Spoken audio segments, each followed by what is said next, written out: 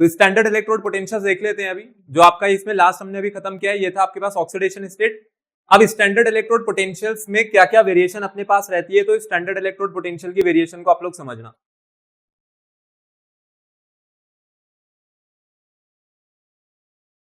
देखो standard electrode potential पे जाने से पहले हमें कुछ बातों का यहाँ पर ध्यान रखना पड़ेगा कि स्टैंडर्ड इलेक्ट्रोड पोटेंशियल को यूज क्यों कर रहे हैं।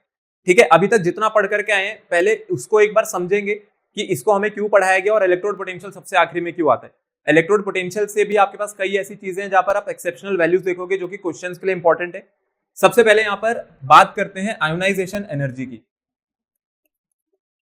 अगर हम लोग आयनाइजेशन एनर्जी देंगे तो आयनाइजेशन एनर्जी देने से क्या होता है अपने पास, आयनाइजेशन एनर्जी देने से होता है रिमूवल ऑफ इलेक्ट्रॉन। जो आपका एटम था वो एटम क्या करेगा अपने पास, वो इलेक्ट्रॉन को लूज कर देगा। ठीक है, आयनाइजेशन एनर्जी आपने दी, इलेक्ट्रॉन वहां से बाहर आ गया। अब आयनाइजेशन एनर्जी भी आपने जो दी तो कितनी दी भाई, उसकी वैल्यू कम थी या ज्यादा थी। अगर वैल्यू कम है आयनाइजेशन एनर्जी की, इसका मतलब है आप कम से कम एनर्जी दोगे और फटाफट वो इलेक्ट्रॉन जो है वो अपने पास लूज कर देगा। इसका मतलब है कि जो आपका एटम है या जो एलिमेंट है वो आपके पास क्या है, वो विलिंग है उस इलेक्ट्रॉन को लूज करने के लिए, मतलब उस ऑक्सीडेशन स्टेट में आने के लिए। तो ये क्या होता है, ये ना अपने पास एक थर्मोडायनेमिक मेजर है। थर्मोडायनेमिक क्यों कह रहे हैं, क्योंकि यहाँ पर एनर्जी इन्वॉल्व है। तो आपके पास ये थर्मोडायनेमिक मेजर हो गया, किस चीज का मेजर हो गया, स्टेबिलिटी का। जितनी कम रहेगी ना आयनाइजेशन एनर्जी,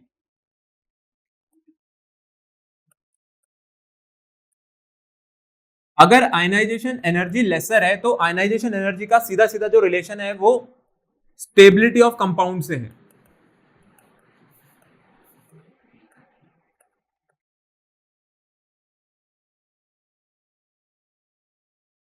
अगर लेसर आयनाइजेशन एनर्जी है तो कंपाउंड्स की स्टेबिलिटी मेरे पास कैसी रहेगी, यहां पर हाइयर। ठीक है, मतलब कम से कम वैल्यू पर इलेक्ट्रॉन बाहर निकल करके आ गया, फिर आपको जो मेटल आयन मिला उस मेटल आयन से आपने क्या बना दिया, आगे ले जाकर के उसका कंपाउंड। तो आप ये देखोगे कि अगर आपको कम एनर्जी देनी पड़ी थी ना उस मेटल आयन को बनाने के लिए, तो उस मेटल आयन से जो कंपाउंड बनेगा वो मैक्सिमम स्टेबिलिटी वहां पर रखेगा। ज्यादा से ज्यादा स्टेबिलिटी आपको तब देखने को मिलेगी जब आयोनाइजेशन एनर्जी सबसे कम होगी मेरे पास। तो इसीलिए जो आयोनाइजेशन एनर्जी है ये अपने पास एक थर्मोडायनेमिक मेजर है। किसका थर्मोडायनेमिक मेजर हो गया, स्टेबिलिटी का। ठीक है, कि एनर्जी की वजह से आपको स्टेबिलिटी यहां पर कंपेयर करके बता रहे हैं। अभी किसी ट्रेंड पर नहीं आएंगे, भी ट्रेंड क्या रहता है, आयनाइजेशन एनर्जी का ट्रेंड हम लोग ऑलरेडी पढ़ चुके हैं। इलेक्ट्रोड पोटेंशियल में अभी टाइम इलेक्ट्रोड पोटेंशियल क्यों आपको पढ़ाया जाएगा और इससे पहले ही क्यों पढ़ना है अभी आप समझ जाओगे। तो आयनाइजेशन एनर्जी को पहले तो आप ये लिख लेना है, आयनाइजेशन एनर्जी क्या है, ये अपने पास मेजर है थर्मोडायनेमिक स्टेबिलिटी का।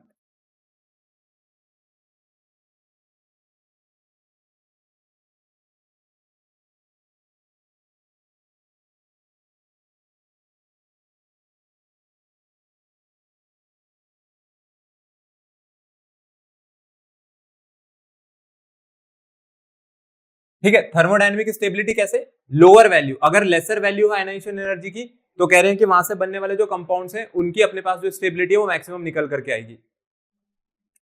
इसको एग्जैक्ट एक वैल्यू से करके देखते हैं। चलो सोच दो आपके पास एक निकल है और निकल से अगर मैं 2 मोल इलेक्ट्रॉन्स निकालूंगा तो ये क्या बना देगा, यहां से Ni2 पॉजिटिव। सेम चीज है प्लैटिनम, यहां से भी आप 2 मोल इलेक्ट्रॉन निकालोगे तो यही कौन सी ऑक्सीडेशन स्टेट में आ गया, अपनी +2। दोनों यहां पर अपनी +2 ऑक्सीडेशन स्टेट में। अगर आप इसकी एनर्जी चेक करोगे, जो निकल है, निकल की अगर मैं आपको यहां पर ऑक्सीडेशन स्टेट, जो ये +2 वाली ऑक्सीडेशन स्टेट है, देखो जब +2 में पहुंचा होगा तो +2 के लिए 2 आयनाइजेशन एनर्जीज लगी होंगी, क्योंकि सीधा 2 इलेक्ट्रॉन तो नहीं निकाल सकते, पहले एक जाएगा फिर दूसरा जाएगा। तो इसके लिए जो यहां पर दोनों आयनाइजेशन एनर्जीज का जो सम है, पहली आयनाइजेशन एनर्जी प्लस दूसरी आयनाइजेशन एनर्जी, इसका जो समय आता है 2.49 इंटू 10⁻³ किलो जूल पर मोल, इतनी एनर्जी आपको निकलेगी। ठीक है, और वैसे ही अगर सिंपली यहां पर प्लैटिनम के लिए कंपेयर करा जाए तो देखो प्लैटिनम के लिए यहां पर देख लेते हैं, प्लैटिनम के लिए जब इसको निकालते हैं तो प्लैटिनम के लिए निकल करके आती है 2.66 इंटू 10⁻³ किलो जूल पर मोल, ये रहती है अपने पास प्लैटिनम के लिए। तो निकल वाली एनर्जी और प्लैटिनम वाली एनर्जी को आप देखो, आपको ये देखना है कि कहां पर मेरे को जो कंबाइंड आयनाइजेशन एनर्जी लग रही है वो कम लग रही है। कहां पर एनर्जी कम लगी, निकल वाले केस में। निकल वाले केस में जो आयनाइजेशन एनर्जी का जो सम है वो कम आ रहा है। ठीक है, और अगर आयनाइजेशन एनर्जी कम है तो इसका मतलब वो ऑक्सीडेशन स्टेट रिलेटिवली ज्यादा स्टेबल है। अभी हम कंपैरिजन निकल और प्लैटिनम का कर रहे हैं, ध्यान रहे निकल और प्लैटिनम आपके पास ये जो दोनों एलिमेंट्स है दोनों सेम ग्रुप के एलिमेंट्स हैं। ठीक है, निकल के ही ग्रुप में कौन पड़ता है अपने पास, प्लैटिनम। निकल, प्लैटिनम और पैलिडियम ये तीनों आपके सेम ग्रुप के एलिमेंट्स हैं, तो जो स्टेबिलिटी है वो भी ग्रुप वाइज यहां पर कंपेयर हो रही है अभी। तो अगर आपसे पूछा जाए कि निकल जो है वो +2 वाला, जो निकल के +2 वाले कंपाउंड्स हैं वो किससे ज्यादा स्टेबल निकल करके आएंगे? प्लेटिनम के +2 से।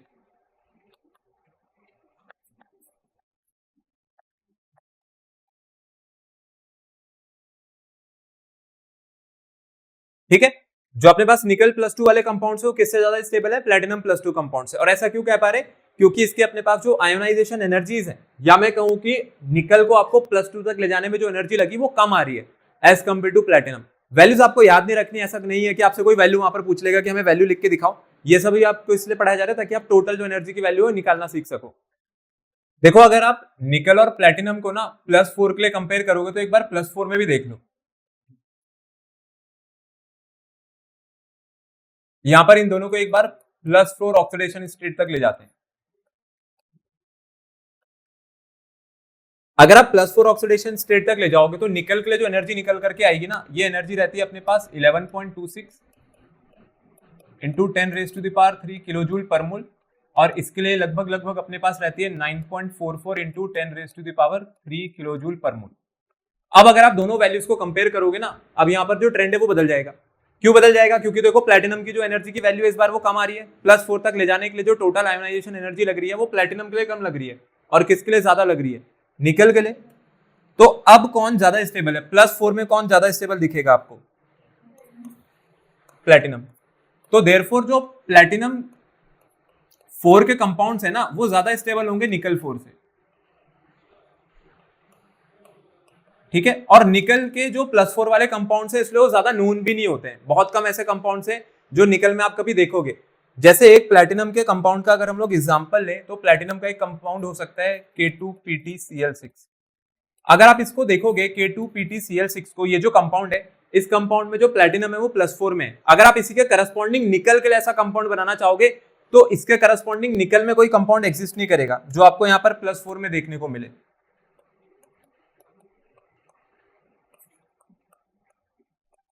नो करस्पॉन्डिंग कंपाउंड फॉर निकल।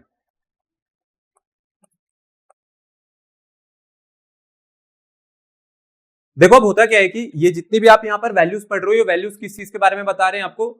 Stability of oxidation states. ठीक है, लेकिन इसके लिए आपको क्या करना पड़ेगा? इसके लिए आपको फिर ये सारी वैल्यूज जो एनर्जी की या तो याद करनी पड़े या आप खुद से निकालो। आप कब तक ये चीजें करते रहेंगे? तो हम लोगों के पास ना एक टर्म बनाई गई जिसका नाम है स्टैंडर्ड इलेक्ट्रोड पोटेंशियल्स। ठीक है, इलेक्ट्रोड पोटेंशियल कह दो या स्टैंडर्ड इलेक्ट्रोड पोटेंशियल कह दो। ये आपके पास एक रिलेटिव मेजर होगा, और किस बात का रिलेटिव मेजर होगा? किसी भी आयन की ऑक्सीडेशन स्टेट की जो स्टेबिलिटी है उसके एक्वस सॉल्यूशन में। तो अब कह रहे हैं कि अब आप ये वाला झंझट छोड़ दो, अब आप इसके पीछे मत जाओ, अब आप इलेक्ट्रोड पोटेंशियल की वैल्यू देखो, और इलेक्ट्रोड पोटेंशियल की वैल्यू से आप सीधा सीधा कोरिलेट कर पाओगे ऑक्सीडेशन स्टेट्स की स्टेबिलिटी।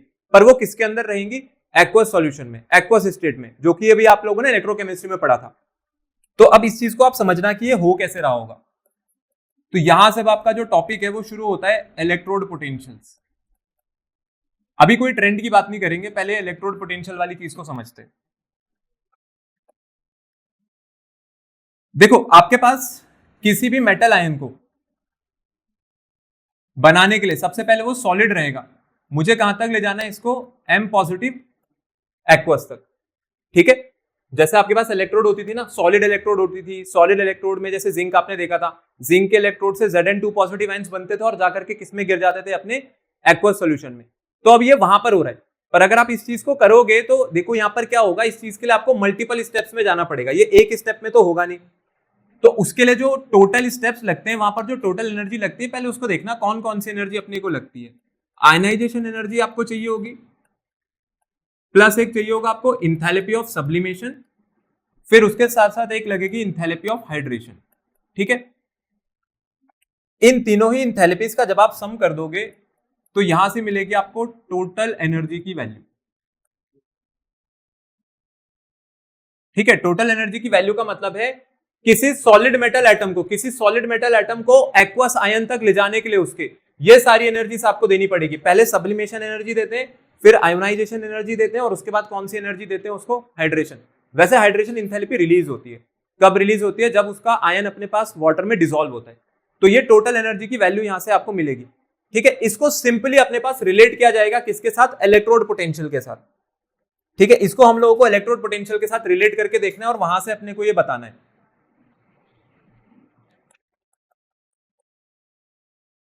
तो इसको हम लिखेंगे कि explained in the terms of electrode potential. ठीक है, इन एनर्जीज को इलेक्ट्रोड पोटेंशियल की टर्म में कैसे एक्सप्लेन कर सकते हैं, इसी चीज को हम लोगों को यहां पर अब आगे पढ़ना है। देखो अब इस चीज को यहां पे समझो, आपके पास जो इलेक्ट्रोड होती है वो सॉलिड मेटल की होती है। सॉलिड मेटल इलेक्ट्रोड अगर आगे अपने पास कन्वर्ट हो जाती है एम पॉजिटिव एक्वस आयन में, तो यहां से क्या होगा, यहां से आपके पास वो 1 मोल इलेक्ट्रॉन रिलीज हो गया होगा। ठीक है, एक पॉजिटिव का चार्ज आया, 1 मोल इलेक्ट्रॉन रिलीज हुआ। रिमूवल ऑफ इलेक्ट्रॉन को क्या बोला जाता है अपने पास, ऑक्सीडेशन। तो यहां पर कौन सा पोटेंशियल चेक होगा फिर, ऑक्सीडेशन पोटेंशियल। अब वो अलग बात है कि जो इलेक्ट्रोड पोटेंशियल्स होते हैं, इलेक्ट्रोड पोटेंशियल के लिए एक स्टैंडर्ड नॉर्म सेट कर दिया है।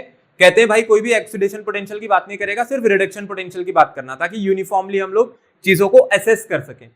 बाकी यहां पर ऑक्सीडेशन पोटेंशियल मैंने इसलिए लिखा है क्योंकि ये ऑक्सीडाइज हो रहा है। जो आपके पास मेटल एटम है वो अपने मेटल आयन तक पहुंचा, उसने 1 इलेक्ट्रॉन लूज किया, तो यहां से इसका क्या असेस किया जा सकता है, ऑक्सीडेशन पोटेंशियल। लेकिन बात ये है कि अब इसको यहां से अगर यहां तक ले जाना है ना, इसका एक तरीका और भी है। किसी भी सॉलिड मेटल को उसके एक्वस आयन तक अगर आप एक स्टेप में करके ले जाओगे, इंडिविजुअल स्टेप में, तो देखो क्या करना पड़ेगा। सबसे पहले जो स्टेप 1 रहेगा, स्टेप 1 में क्या होगा, ये जो सॉलिड मेटल आप देख रहे हो ना, इस सॉलिड मेटल को पहले किस में कन्वर्ट करना पड़ेगा, गैसियस। ठीक है, ये जो मेटल एटम है, ये अगर आपके पास सॉलिड है तो पहले इसको किस में लेकर के आएंगे, गैसियस में। तो यहां पर जो एनर्जी लगती है, इस एनर्जी को क्या कहते हैं, सब्लिमेशन एंथैल्पी। ठीक है, सब्लिमेशन आपके पास एक प्रोसेस होता था जिसमें सॉलिड से कहां पे जाते थे हम लोग, गैस की तरफ। अब सिंपल सी बात है, मुझे यहां पर पॉजिटिव चार्ज दिख रहा है। पॉजिटिव चार्ज का मतलब इस मेटल को मुझे पॉजिटिवली चार्ज करना है। पॉजिटिवली चार्ज करना है तो इलेक्ट्रॉन निकालना पड़ेगा, और इलेक्ट्रॉन निकालने के लिए जो एनर्जी दी जाती है उसका नाम क्या होता है, आयनाइजेशन एनर्जी। लेकिन मुझे यह बताओ कि आयनाइजेशन एनर्जी जो थी वो पहले स्टेप में ही क्यों नहीं दे दी। बिल्कुल सही, क्योंकि आपके पास ये सॉलिड मेटल है। ठीक है, आयनाइजेशन एनर्जी जो होती है वो गैसियस फेज में दी जाती है, सॉलिड फॉर्म में नहीं दी जाती है। तो अगर आपके पास ये गैसियस मेटल एटम बच जाएगा जब, तब इसको हम लोग इसको ऑक्सीडाइज करेंगे। ठीक है, और अपने पास ये M पॉजिटिव बना देगा गैसियस, बाकी अपने पास यहां से 1 मोल इलेक्ट्रॉन लूज हो गया। तो क्या लगी अपने पास यहां पर आपको लग गई आयोनाइजेशन एनर्जी। पहली आयोनाइजेशन एनर्जी लगी क्योंकि अभी आपने सिर्फ 1 इलेक्ट्रॉन का रिमूवल करा है, 1 मोल इलेक्ट्रॉन का। फिर थर्ड स्टेप पर आते हैं। अब थर्ड स्टेप क्या है, देखो थर्ड स्टेप में बस एक छोटी सी चीज करनी है। आप M पॉजिटिव तक तो पहुंच गए हो, पर ये जो आपके पास पॉजिटिव मेटल आयन है ये गैसेस स्टेट में, इसको कहां पर लेकर के आना है अपने को, एक्वस में। तो एक्वस में लाने के लिए क्या करना पड़ेगा, इसको वाटर में डिसॉल्व करना पड़ेगा। और जब आप इस गैसियस आयन को वाटर में डिसॉल्व करोगे ना, तो अब उल्टा एनर्जी रिलीज होती है। ठीक है, ध्यान रहे यहां पर आप एनर्जी नहीं दोगे, यहां पर एनर्जी क्या होने लग जाएगी, अपने पास रिलीज होने लग जाएगी। तो आपने शुरू कहां से किया था, आपने शुरू किया था सॉलिड मेटल एटम से, और आप कहां तक पहुंच गए हो, एक्वस मेटल आयन तक। ठीक है, जिसका डायरेक्ट पहुंचने का प्रोसीजर ये था कि आप वो इलेक्ट्रोड लगाओ उसके एक्वस सॉल्यूशन में, और वो इलेक्ट्रोड जो है वो टूट करके अपने एक्वस सॉल्यूशन में अपने जो आयन से उसको डिस्चार्ज कर देगी। पर ये आपने खुद से किया है, तो इसके लिए आपको 3 स्टेप लगे। अब लास्ट वाले में जो एनर्जी है, लास्ट वाले में जो इंथैल्पी हम लोग लिखेंगे, ये कौन सी इंथैल्पी है, यहां पर इंथैल्पी ऑफ हाइड्रेशन। बस ये ध्यान रखना है कि जो इंथैल्पी ऑफ हाइड्रेशन है ये नेगेटिव होती है नेचर में। ठीक है, कैसी होती है अपने पास ये नेचर में, नेगेटिव, क्योंकि यहां पर एनर्जी एब्जॉर्ब नहीं होगी, यहां पर एनर्जी क्या होगी, रिलीज। तो ये रिलीज होती है।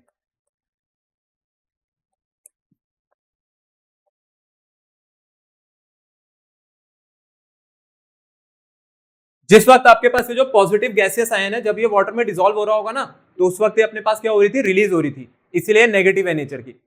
अब हमें क्या करना है, हमें टोटल एनर्जी निकालने के लिए इन सबका क्या करना पड़ेगा, सम। ठीक है, तो एक बार इसको अगर हम लोग इसका एक हेबर साइकिल बना करके देखें, बॉर्न हेबर साइकिल, जैसे आपको थर्मोडायनेमिक्स में पिछले साल पढ़ाया गया था। सबसे पहले आप थे मेटल सॉलिड पर, फिर आप मेटल सॉलिड से कहां तक पहुंचे, मेटल गैसियस एटम तक। फिर आपका एक गैसियस एटम किस में पहुंचा अपने पास, अपने गैसियस आयन में, और गैसियस आयन के बाद ये लास्ट में कहां तक आ गया अपने पास, एक्वस में। तो जो पहला स्टेप है, पहले स्टेप में आपको कौन सी एनर्जी लगी, सब्लिमेशन। फिर सेकंड स्टेप में आपको क्या लगी, आयोनाइजेशन, और उसके बाद क्या हुआ, उसके बाद आपको लगी इंथैल्पी ऑफ हाइड्रेशन, ठीक है, जो कि रिलीज हुई। और एक तरीका तो क्या हो सकता था, मैं यहां से यहां डायरेक्ट आ जाता, ठीक है, यहां से यहां डायरेक्ट आ जाता, तो ए बी सी, और उसके बाद आप ये डी तक यहां पर पहुंच गए हो, तो ए से डी तक डायरेक्टली जो एनर्जी लगेगी, और ए से बी से सी और सी से डी तक आने के लिए जो एनर्जी लगेगी, इन सबका जो मेरे पास सम है वो इक्वल होना चाहिए, ठीक है। थर्मोडायनेमिक्स आपको ये बताती है कि अगर मैं एक बॉर्न हेबर साइकिल को देखूं तो अपने पास जो इंडिविजुअल एनर्जीज हैं, इसका जो सम है वो टोटल एनर्जी के इक्वल आएगा। तो अगर मेरे को टोटल एनर्जी निकालनी है, टोटल एनर्जी का मतलब है जैसे इलेक्ट्रोड पोटेंशियल था ये आपके पास क्या हो जाएगा, ये ऑक्सीडेशन पोटेंशियल हो जाएगा, ठीक है। तो यहाँ पे जो टोटल एनर्जी है, टोटल एनर्जी की वैल्यू क्या बन गई, सब्लिमेशन की इंथैल्पी जोड़ेंगे प्लस आयोनाइजेशन एनर्जी जोड़ेंगे, और उसके साथ साथ आपके पास यहाँ पर जुड़ जाएगी इंथैल्पी ऑफ हाइड्रेशन। तो जब आप इन सब का अपने पास सम कर दोगे ना, तो इसलिए आपको किसकी वैल्यू मिल जाती है, टोटल एनर्जी की। तो यहां तक डायरेक्टली नहीं पहुंचा जा सकता है, ये आपको 3 स्टेप लगेंगे अगर आप एक एक करके आओगे। अब कह रहे हैं कि यार टोटल एनर्जी जो है ना, इसको सीधा सीधा किससे कोरिलेट करा जा सकता है, इलेक्ट्रोड पोटेंशियल से, कि आपको बार बार ये एनर्जी ना निकालनी पड़े। आप एक काम करो, आप क्या कर लो, आप इलेक्ट्रोड पोटेंशियल का यहाँ पर सीक्वेंस जो है वो देख लो, या उसका ट्रेंड अपने पास एनालाइज कर लो। जो चीज इलेक्ट्रोड पोटेंशियल के लिए हो रही होगी वही यहाँ पर हो रही होगी, और उसके पीछे जो जस्टिफिकेशन है वो ये है, या आपके पास सॉलिड मेटल एटम है या आपके पास एक्वस है, ठीक है, जो कि अपने पास इलेक्ट्रोड पोटेंशियल्स के केस में होता है। जब आपकी इलेक्ट्रोड सॉलिड से टूटती है तो वो अपने एक्वस आयन में चली जाती है। तो इसीलिए कह रहे हैं इलेक्ट्रोड पोटेंशियल को इस टोटल एनर्जी से कोरिलेट करा जा सकता है। तो अब हम इसको समझेंगे, इसको एक्सप्लेन करेंगे या कोरिलेट करेंगे।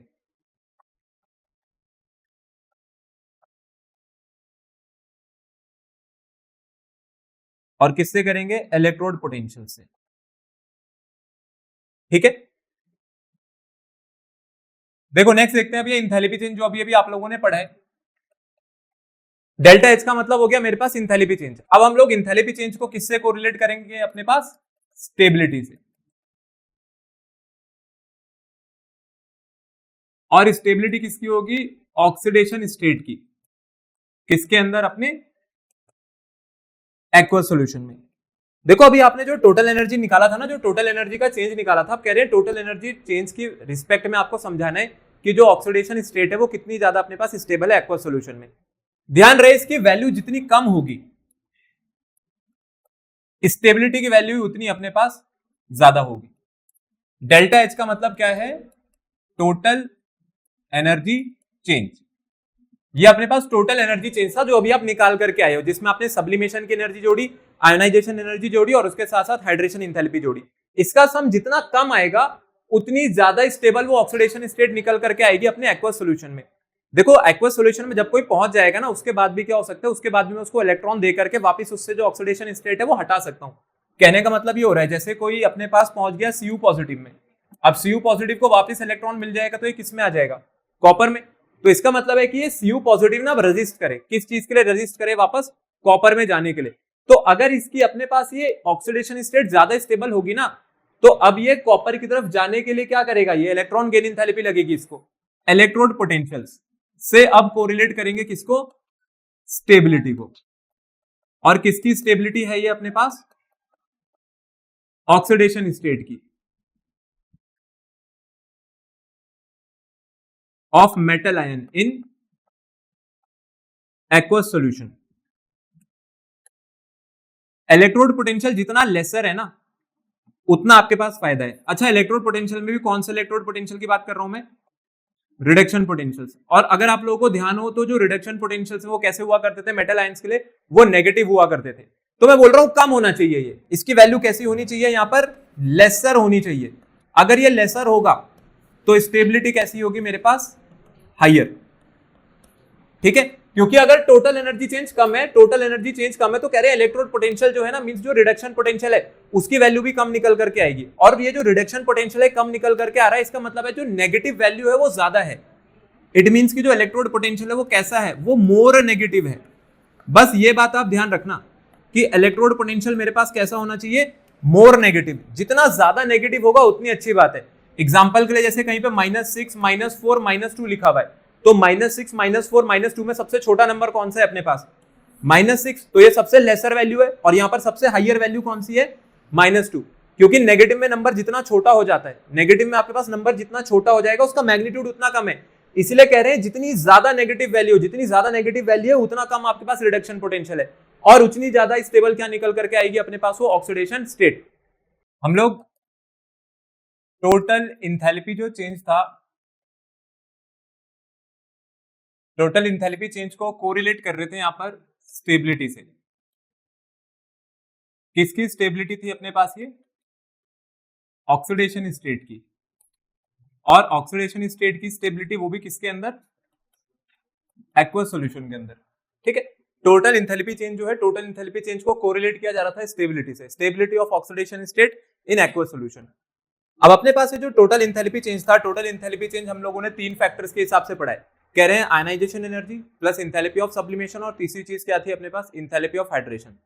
अगर इन तीनों को जोड़ दिया जाएगा तो टोटल इंथैल्पी चेंज जो है वो आपको आगे मिल जाएगा यहां से। तो ये डेल्टा एच था जो अपने पास टोटल इंथैल्पी चेंज। तो टोटल इंथैल्पी चेंज जितना कम होगा, ये जितना स्मॉलर है या जितना लेसर है, उतनी ही ज्यादा स्टेबिलिटी आपके पास निकल करके आएगी किसकी, उस पर्टिकुलर ऑक्सीडेशन स्टेट की, किसके अंदर, उस एक्वस सॉल्यूशन के अंदर।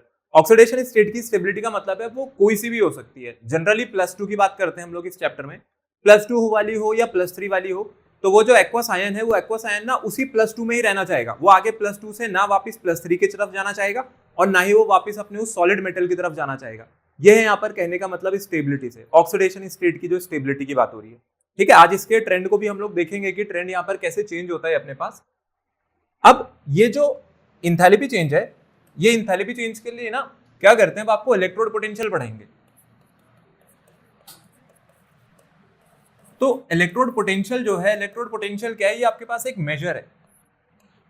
किसका मेजर है ये, टोटल इंथैल्पी चेंज का। ठीक है, मतलब ये है कि आपको कह रहे हैं चाहे आप टोटल इंथैल्पी चेंज देख करके आंसर निकालो, चाहे आप इलेक्ट्रोड पोटेंशियल देख करके आंसर निकालो, बात एक ही है कि टोटल इंथैल्पी जो चेंज है, टोटल इंथैल्पी चेंज का ही एक मेजर है, कौन, इलेक्ट्रोड पोटेंशियल। तो इलेक्ट्रोड पोटेंशियल के हिसाब से भी अगर आप आंसर दोगे ऑक्सीडेशन स्टेट का तो आप लोग बिल्कुल सही हो। और आज हमें यही सीखना है कि इलेक्ट्रोड पोटेंशियल के हिसाब से आंसर कैसे दिए जाते हैं। हम देखो इस चीज को, और इलेक्ट्रोड पोटेंशियल में हमारे पास रिडक्शन पोटेंशियल जो है वो एक स्टैंडर्ड लिया जाता है। तो आज हम लोगों को कोरिलेट करना है इसमें अब इलेक्ट्रोड पोटेंशियल को किससे, स्टेबिलिटी से। किसकी स्टेबिलिटी होगी अपने पास, किसी भी पर्टिकुलर ऑक्सीडेशन स्टेट की, और किसके अंदर, एक्वस सॉल्यूशन में। तो शुरुआत देखो हमने कहां से करी थी, शुरुआत आपके पास कहां से हुई थी, शुरुआत हुई थी आपके पास टोटल इंथैल्पी चेंज से। ठीक है, बोला कि यार एक काम करते हैं, टोटल इंथैल्पी चेंज को हटाते हैं, इलेक्ट्रोड पोटेंशियल लेकर के आते हैं, कि अगर आपको इलेक्ट्रोड पोटेंशियल का ट्रेंड समझ आ गया, इलेक्ट्रोड पोटेंशियल के हिसाब से आंसर देने आ गए, तो वो एक ही बात है, चाहे इंथैल्पी चेंज के हिसाब से आंसर दो, चाहे इसके हिसाब से। तो अपने पास जो इलेक्ट्रोड पोटेंशियल है, देखो इलेक्ट्रोड पोटेंशियल में भी कौन से इलेक्ट्रोड पोटेंशियल की बात हो रही है यहाँ पर, इलेक्ट्रोड पोटेंशियल कौन सा है अपने पास, रिडक्शन। ठीक है, इलेक्ट्रोड पोटेंशियल में कौन सा पोटेंशियल लेकर के चल रहे हैं हम लोग, रिडक्शन पोटेंशियल ले रहे हैं। ठीक है, क्योंकि रिडक्शन पोटेंशियल को एक स्टैंडर्ड लिया जाता है, ऑक्सीडेशन पोटेंशियल की कोई बात नहीं करेगा, रिडक्शन पोटेंशियल की बात होगी।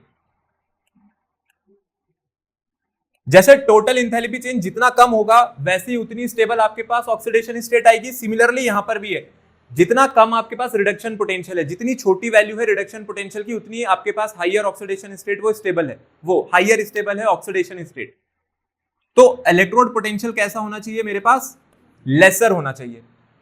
तो स्टेबिलिटी कैसी होगी ऑक्सीडेशन स्टेट की अपने पास, हाईयर। जब ये लेसर है तो यहां पर ऑक्सीडेशन स्टेट की स्टेबिलिटी कैसी है अपने पास, हाईयर। ठीक है, तो जो रिडक्शन पोटेंशियल्स हैं, रिडक्शन पोटेंशियल की वैल्यू कैसी चाहिए आपको, कम चाहिए। अब जब आप इलेक्ट्रोकेमिस्ट्री वाला चैप्टर पढ़ के आए हुए तो आपको पता है कि रिडक्शन पोटेंशियल जो है अपने पास वो कैसे हुआ करते थे, नेगेटिव। तो अब लेसर जो वैल्यू है ना, लेसर वैल्यू से ज्यादा इंपॉर्टेंट है कि जो इलेक्ट्रोड पोटेंशियल वो अपने पास नेगेटिव होते हैं। तो मेरे को बताओ कि अब नेगेटिव में अगर मैं इसको देखूंगा तो लेसर का मतलब क्या होता है, लेसर का मतलब तो हो गया ना मोर नेगेटिव। लेसर वैल्यू का मतलब है ज्यादा नेगेटिव होनी चाहिए, क्योंकि नंबर जितना ज्यादा नेगेटिव होगा वो उतना छोटा है। ठीक है, मोर नेगेटिव। और अगर इसी का मैं उल्टा बोलूं, मोर नेगेटिव या फिर हाईली पॉजिटिव। ठीक है, ज्यादा नेगेटिव हो। तो अगर आपको लेसर वैल्यू चाहिए तो ये कैसी होनी चाहिए अपने पास, मोर नेगेटिव होनी चाहिए। एक काम करते हैं, हाईली पॉजिटिव को अभी हटा देते हैं ताकि कंफ्यूजन ना हो।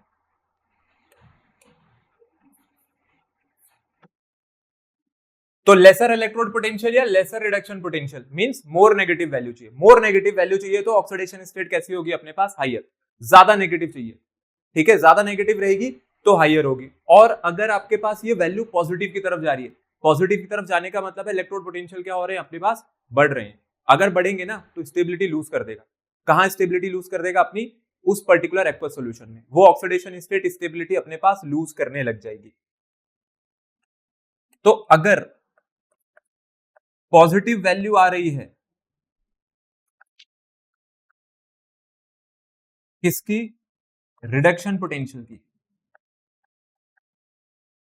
तो more positive value of reduction potential का मतलब है आपके पास लोअर स्टेबिलिटी।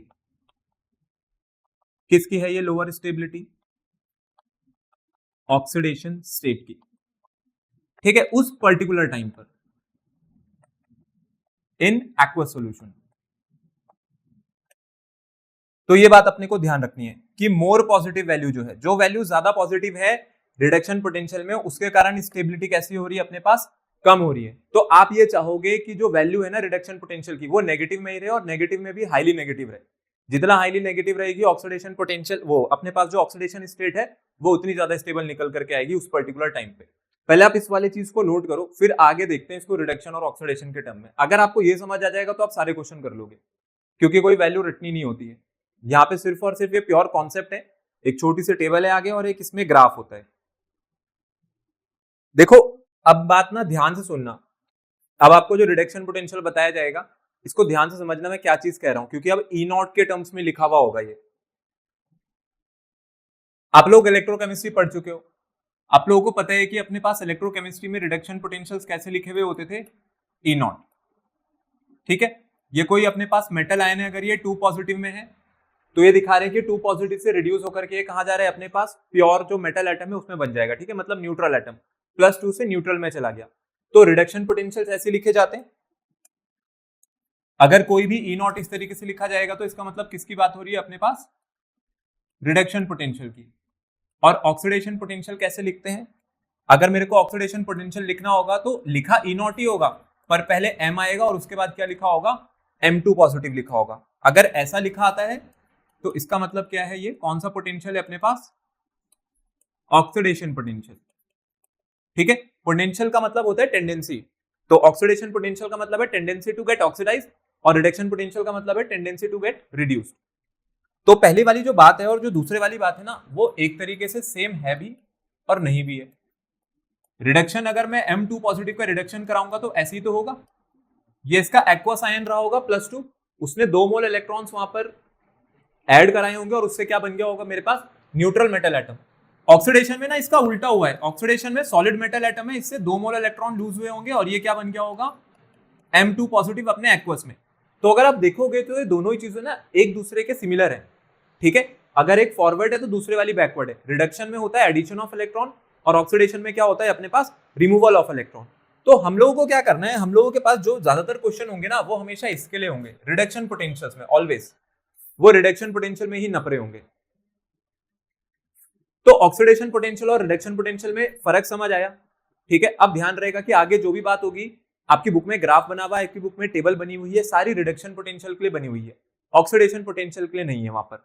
तो रिडक्शन पोटेंशियल, इसकी वैल्यू, मेरे को रिडक्शन पोटेंशियल की वैल्यू कैसी चाहिए? मेरे को रिडक्शन पोटेंशियल मतलब ये जो ई नॉट आप देख रहे हो ना, इसकी वैल्यू कैसी चाहिए? लेसर चाहिए। लेसर चाहिए इसका मतलब है ये ज्यादा नेगेटिव होने चाहिए, क्योंकि ऑक्सीडेशन जो पोटेंशियल्स है ना ये पॉजिटिव होते थे और रिडक्शन पोटेंशियल नेगेटिव हुआ करते थे। तो इसकी वैल्यू जितनी ज्यादा नेगेटिव होगी, इसकी वैल्यू जितनी ज्यादा नेगेटिव होगी उतनी ज्यादा स्टेबल क्या निकल करके आएगी? Oxidation state. तो अब हमें बस इतना करना है, क्या करना है हम लोगों को? ई नॉट की वैल्यू देखनी है और आंसर अपने पास निकालते हुए चलना है। जैसे देखो इसकी अभी ऑक्सीडेशन स्टेट कौन सी है? +2, ये +2 में है, ये +2 से अब अपने पास न्यूट्रल बन रहा है। तो अगर इसके ई नॉट की वैल्यू ना अब आपसे किसी से कंपेयर करवाएंगे, देखो अगर आपको एक ही गिवन है तो उस पे क्या ही आंसर दोगे? कंपैरिजन होता है ना हमेशा एक चीज का दूसरी चीज से, तो आपके पास जो क्वेश्चन आता है वो हमेशा कंपेरेटिव आता है, एक के कंपैरिजन में दूसरे को दे रखा होगा, कहेंगे कि ये एक अच्छा रिड्यूसिंग एजेंट है, ये एक अच्छा ऑक्सीडाइजिंग एजेंट है।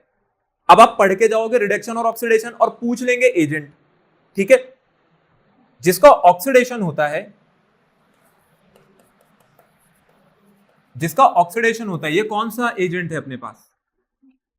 ये बनते थे अपने पास रिड्यूसिंग एजेंट। और फिर जिसका रिडक्शन होता है वो क्या होते हैं अपने पास? वो होते हैं अपने पास ऑक्सीडाइजिंग एजेंट। ठीक है, अगर किसी की कोई पर्टिकुलर ऑक्सीडेशन स्टेट स्टेबल है, जैसे मैं कहता हूं मेरे पास कोई मेटल आयन है, ये +2 में स्टेबल है। अगर ये +2 में स्टेबल है तो आप इसको रिड्यूस करके कहां ले जाना चाह रहे होंगे? आप इसको रिड्यूस करके इसका न्यूट्रल एटम बनाना चाह रहे होंगे, है ना? ये अपने पास क्या है? ये अपने पास इसकी +2 वाली ऑक्सीडेशन स्टेट है इसके एक्वस आयन में। आप इसको रिड्यूस करके क्या बनाना चाहते हो? अपने पास न्यूट्रल एटम बनाना चाहते हो। अगर इसकी ये स्टेट स्टेबल है ना, अगर इसकी ये +2 वाली स्टेट स्टेबल है तो ये कभी भी नहीं चाहेगा कि ये इसमें जाए। ठीक है, ये यहीं पर रहना चाहेगा। इट मींस इसका जो रिडक्शन पोटेंशियल है, इट मींस इसका जो रिडक्शन पोटेंशियल वो कैसा निकल करके आएगा? हाईली नेगेटिव निकल करके आएगा। ठीक है, अगर ये हाईली स्टेबल है तो मैं तब की बात कर रहा हूं, अगर ये हाईली स्टेबल है तो इसके लिए जो E0 की वैल्यू है ना, M2 पॉजिटिव से M, ये वैल्यू कैसे निकल करके आएगी मेरे पास? More negative. मोर नेगेटिव का मतलब है लेसर वैल्यू है ये। ठीक है, ये वैल्यू कैसे निकल करके आएगी अपने पास? More negative. इसका मतलब ये रिड्यूस होना नहीं चाह रहा है। अगर ये रिड्यूस होना नहीं चाह रहा है, अगर ये आपके पास रिड्यूस होना नहीं चाह रहा है तो ये कैसा एजेंट बनेगा? ये अच्छा रिड्यूसिंग एजेंट बनेगा, ये अच्छा ऑक्सीडाइजिंग एजेंट बनेगा? अगर ये रिड्यूस हो जाता, अगर ये रिड्यूस हो जाता तो ये कौन सा अच्छा एजेंट बनता? Oxidising agent. पर ये रिड्यूस होना नहीं चाह रहा है तो ये कौन सा अच्छा एजेंट है फिर? तो इसका मतलब ये अच्छा रिड्यूसिंग एजेंट है। ठीक है, क्योंकि ये रिड्यूस होना नहीं चाहता है तो इसकी कैसी टेंडेंसी है? Not to get reduced. ठीक है, ये बिल्कुल भी नहीं चाहता है कि ये रिड्यूस हो। और अगर ये रिड्यूस होना नहीं चाहता है, अगर रिड्यूस होना चाहता तो अच्छा ऑक्सीडाइजिंग एजेंट बनता, रिड्यूस होना नहीं चाह रहा है तो कौन सा अच्छा एजेंट बनेगा?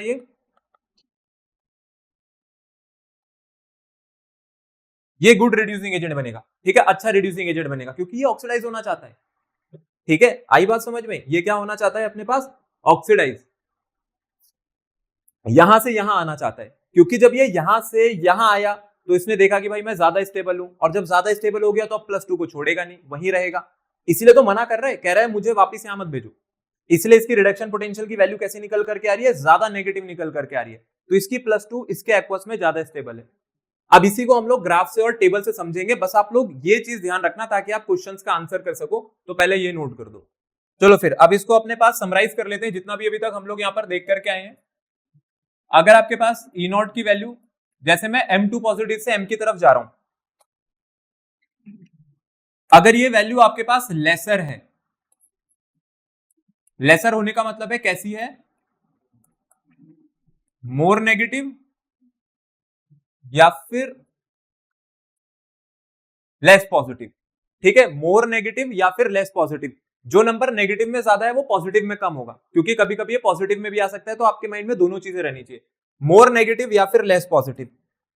तो ये क्या बताएगा कि अगर आपके पास कोई M2 पॉजिटिव एक्वस आयन था और ये रिड्यूस होकर के किस में जाना चाहता है? ये रिड्यूस होकर के जाना चाहता है आपके पास मेटल सॉलिड में। तो अपने पास ये प्रोसेस डिफिकल्ट है या इजी है? अगर E0 की वैल्यू लेसर है या मोर नेगेटिव है तो वो ऑक्सीडेशन स्टेट कैसी थी? ज्यादा स्टेबल थी। तो वो ऑक्सीडेशन ज्यादा स्टेबल है, ये मना कर देगा।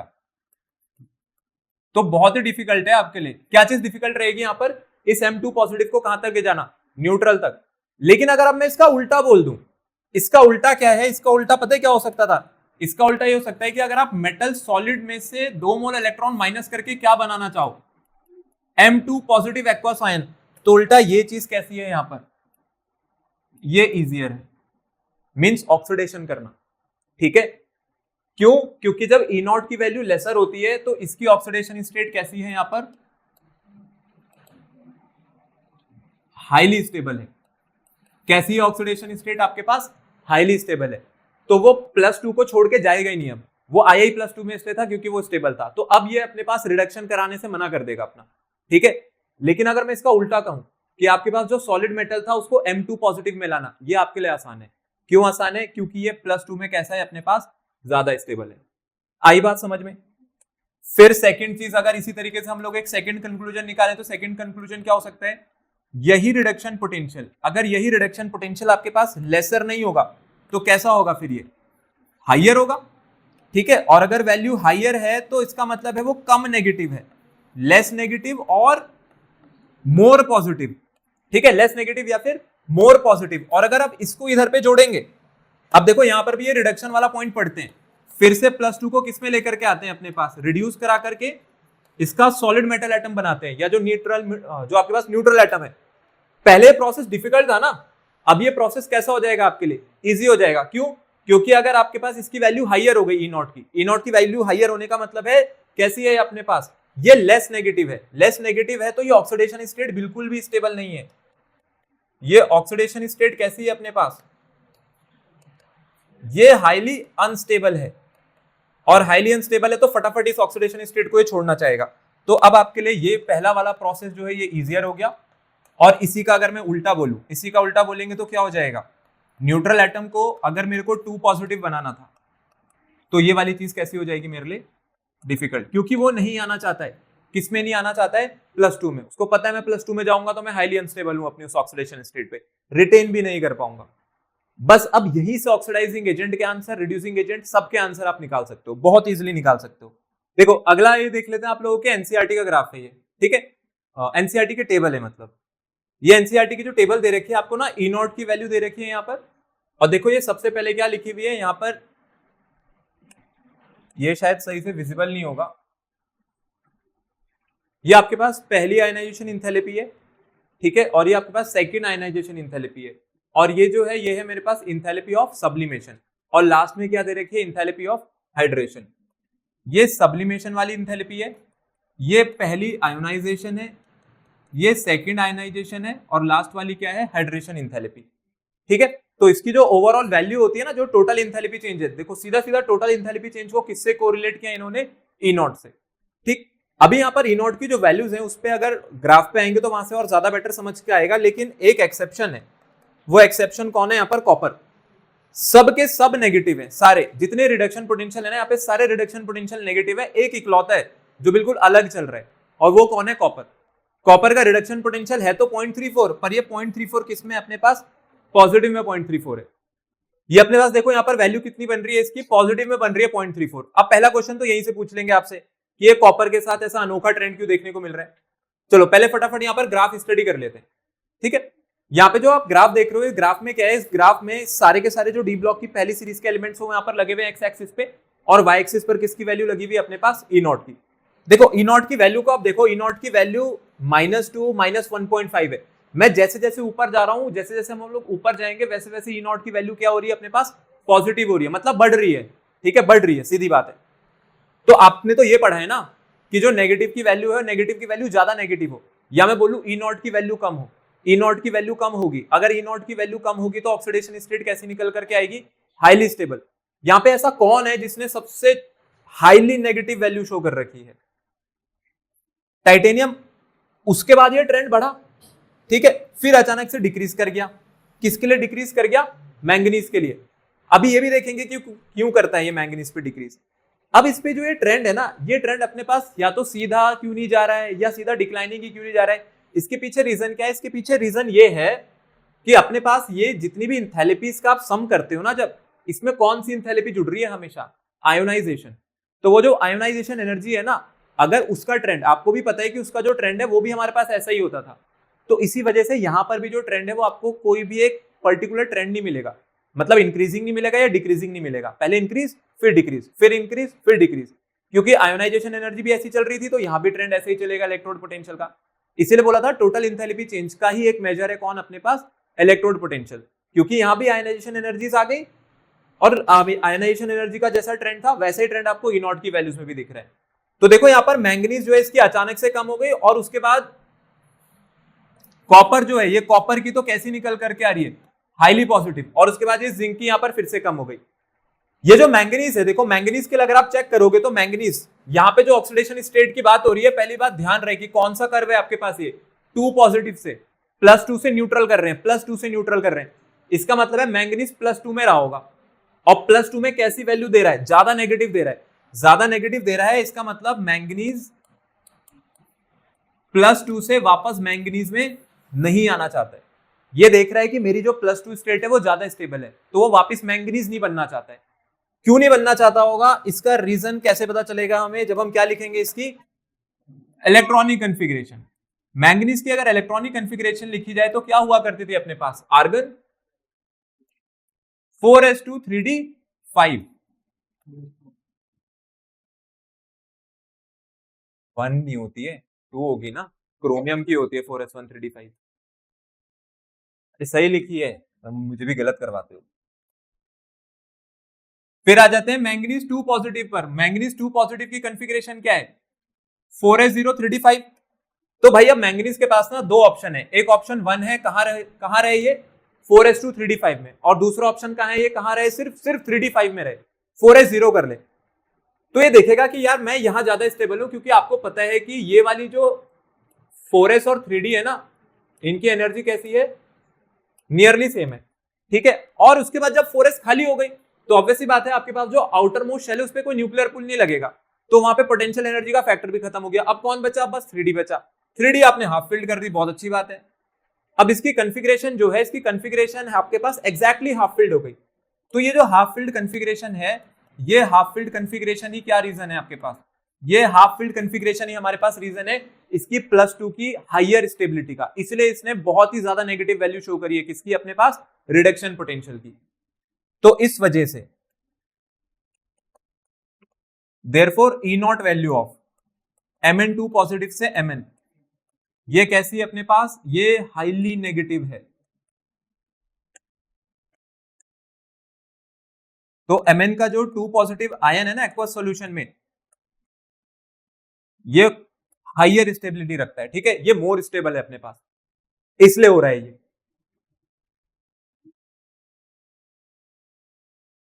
आइए वाली चीज समझ में, कैसे इसका आंसर दिया।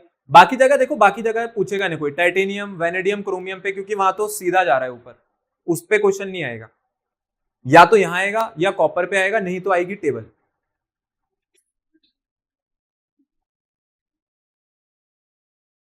कौन, Mn2 पॉजिटिव या Mn?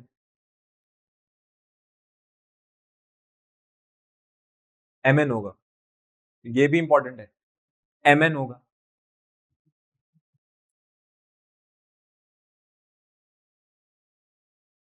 देखो वो इसलिए होगा क्योंकि Mn2 पॉजिटिव का जो 2 मोल इलेक्ट्रॉन है इसके साथ रिडक्शन होके वापस क्या बन जाएगा, न्यूट्रल मैंगनीज बन जाएगा। ये +2 से इधर नहीं जाना चाहता, ये कहता है मुझे मत ले जाओ, ठीक है। ये प्रोसेस कैसा है मेरे पास, डिफिकल्ट है, ठीक है, ये प्रोसेस डिफिकल्ट है। तो इजियर क्या रहा होगा, इजियर क्या रहा होगा, इसको ऑक्सीडाइज करके कहां तक लेकर के आना, +2 तक लेकर के आना। अगर इसको ऑक्सीडाइज करके +2 तक लेकर के आएंगे तो ये प्रोसेस कैसा है मेरे पास, ये इजियर है। तो इसका मतलब है ये जो मैंगनीज है ना, ये जो आप मैंगनीज देख रहे हो, इसका ऑक्सीडेशन कैसा है अपने पास, इजियर ऑक्सीडेशन है, ठीक है। मतलब ये हाई टेंडेंसी रखता है, किस चीज की हाई टेंडेंसी रखता है, ऑक्सीडाइज होने की। देखो आपके पास जैसे दो आयंस थे हमारे पास, एक Cu+2 था और एक Cu पॉजिटिव है। सबसे पहले Cu पॉजिटिव के लिए देखें तो कॉपर की अपने पास जो कॉन्फ़िगरेशन होती है, कॉपर की कॉन्फ़िगरेशन होती है आर्गन 4s1 3d10। कॉपर की कॉन्फ़िगरेशन आ गई 4s1 3d10। अब मैं यहां से दो आयंस बना रहा हूं इसके, एक में बना रहा हूं कॉपर पॉजिटिव और एक में बना रहा हूं यहां से कॉपर 2 पॉजिटिव। तो कॉपर पॉजिटिव की कॉन्फ़िगरेशन होती है 4s0 3d10, वहीं मेरे पास जो कॉपर 2 पॉजिटिव है इसकी कॉन्फ़िगरेशन होती है आर्गन 4s0 3d9, ठीक है। ये अपने पास यहां पर दो आयंस रहते हैं। सबसे पहले बात कर लेते हैं, अभी Cu पॉजिटिव से पहले मैं बात कर रहा हूं यहां पर कॉपर 2 पॉजिटिव की। पहले कॉपर 2 पॉजिटिव का पॉजिटिव वाला जो इलेक्ट्रोड पोटेंशियल है पहले उसको समझ लेते हैं, ठीक है। देखो आपने अभी थोड़ी देर पहले देखा था कि हम लोगों ने ग्राफ में नोटिस किया कि जो E0 की वैल्यू है ना, Cu2 पॉजिटिव से Cu मींस जो रिडक्शन पोटेंशियल अपने पास +2 कॉपर का कॉपर तक, ये कैसा निकल करके आ रहा था मेरे पास, ये पॉजिटिव निकल करके आ रहा है, ठीक है।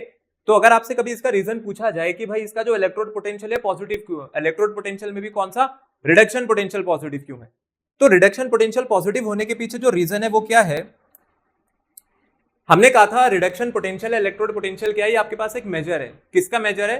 टोटल इंथैल्पी चेंज का। अब इसका जब किसी ने टोटल इंथैल्पी चेंज निकाला होगा तो टोटल इंथैल्पी चेंज कैसे निकलेगा? इंथैल्पी ऑफ सब्लिमेशन प्लस अपने पास आयोनाइजेशन एनर्जीज, जो कि दोनों ही लगेंगी,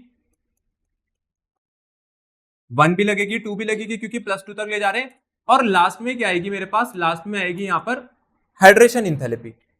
ठीक है, अपने पास ये जितनी भी वैल्यूज है ना, ये पहली तीनों वैल्यूज पॉजिटिव होती हैं और हाइड्रेशन इंथैल्पी कैसी होती थी मेरे पास? ये नेगेटिव होती थी। ये नेगेटिव क्यों है? क्योंकि ये रिलीज होती है। ठीक है, अब जो टोटल इंथैल्पी चेंज है, कहते हैं टोटल इंथैल्पी चेंज जितना कम होगा उतनी अच्छी बात है। तो आपके पास ये जो हाइड्रेशन इंथैल्पी होती है ना, हाइड्रेशन इंथैल्पी क्या होती है? हाइड्रेशन इंथैल्पी तब रिलीज होती है, ये एनर्जी तब रिलीज होती है जब कोई पर्टिकुलर आयन मेरे पास एक्वस सॉल्यूशन में डिसॉल्व होता है। ठीक है, तो इसका काम क्या है? इसका काम है एनर्जी रिलीज करना। तो ये वाली जो एनर्जी है, हाइड्रेशन जो इंथैल्पी है, ये किसको काउंटर बैलेंस करेगी अपने पास? ये पहली दो एनर्जीज के सम को, means ionisation energy plus enthalpy of sublimation के सम को, इसको बैलेंस करने का काम है। किसका काम है इसको बैलेंस करने का? हाइड्रेशन इंथैल्पी का। तो बाकी सब में नेगेटिव आया रिडक्शन पोटेंशियल, इसमें पॉजिटिव आया। तो कहते हैं कि इसके पीछे रीजन क्या होता है? इसका जो रिडक्शन पोटेंशियल पॉजिटिव है, इसके पीछे रीजन ये है कि इस +2 वाले के लिए, इन दोनों के लिए जो इंथैल्पी ऑफ हाइड्रेशन है,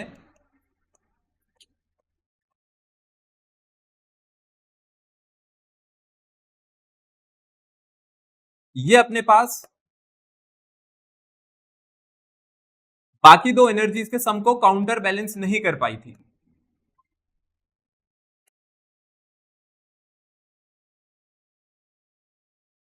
सम of sublimation and ionisation energies.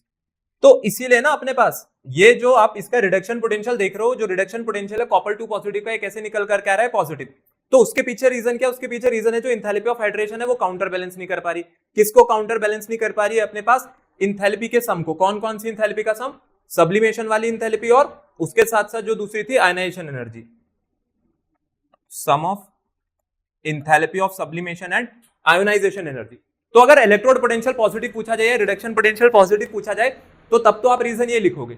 ठीक है, लेकिन अब आते हैं इसमें एक और क्वेश्चन आपसे पूछा जाता है। वो क्या पूछा जाता है कि अपने एक्वस सॉल्यूशन में ना Cu पॉजिटिव और Cu2 पॉजिटिव दोनों आपसे कंपेयर करवाएंगे और कहते हैं एक्वस सॉल्यूशन में Cu2 पॉजिटिव ज्यादा स्टेबल है। किसके कंपैरिजन में ज्यादा स्टेबल है? अपने पास Cu पॉजिटिव के कंपैरिजन में ज्यादा स्टेबल है। पर किसमें? एक्वस सॉल्यूशन में।